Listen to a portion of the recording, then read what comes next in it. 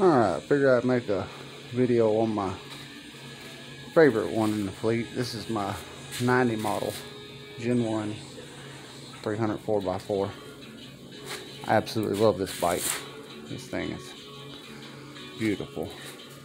It was abused a little before I got it, of course. You know, people smashed the front racks up, didn't know how to line everything up, so instead they just chopped the rack plastics, you know, drilled a bunch of holes in it to secure the rack to the plastics. So I don't know about people, but you know, got all that sorted other than the plastics. But, yeah, love this thing. Rides amazing. Loves deep water. This is my water bike. This thing, it lives its life in the ponds. Just absolutely love it. Got the EDLs on the back. These things got some tread on them. I mean, they're nearly as wide, as deep as my phone is wide. I mean, they're massive. But they're short tires. They're only 26 inches, 27 inches tall. Claim they're 28s, but they are by no means 28 inches tall. But, stock Honda 300 rear end.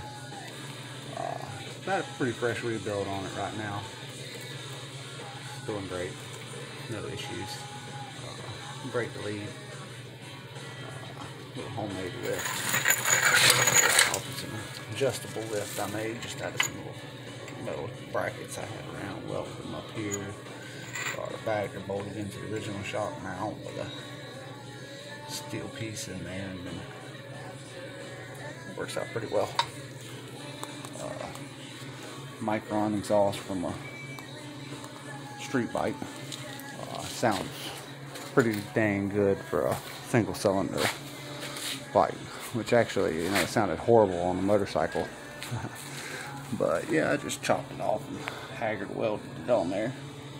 It works. And yeah. It does have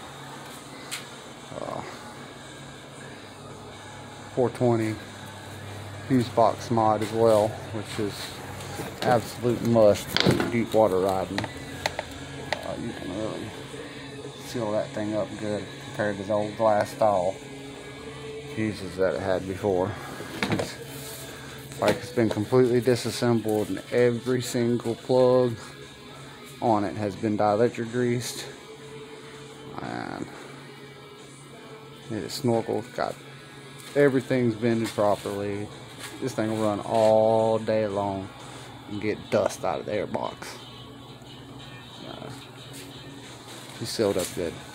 I got the typical 300 crankcase vent mod. I can't hardly see it down in there, but it goes up and wraps around the motor there. Comes back to the airbox. Heat wrapped exhaust because I don't have an exhaust shield, and it's got a Gen 2 exhaust on it because the Gen 1 exhaust was rotted slam out. And that's alright. Pretty good bike. Love this setup with the heavy EDLs on the rear and the lighter weight regular swampers on the front. The front end comes up super easy and really helps with the deep water riding. Doesn't do bad in the mud. It is, you know, it's a Honda 300. It don't have a ton of power. Got a lot more power than the rest of my four-wheelers, but you know, the rest of my 300s anyway. But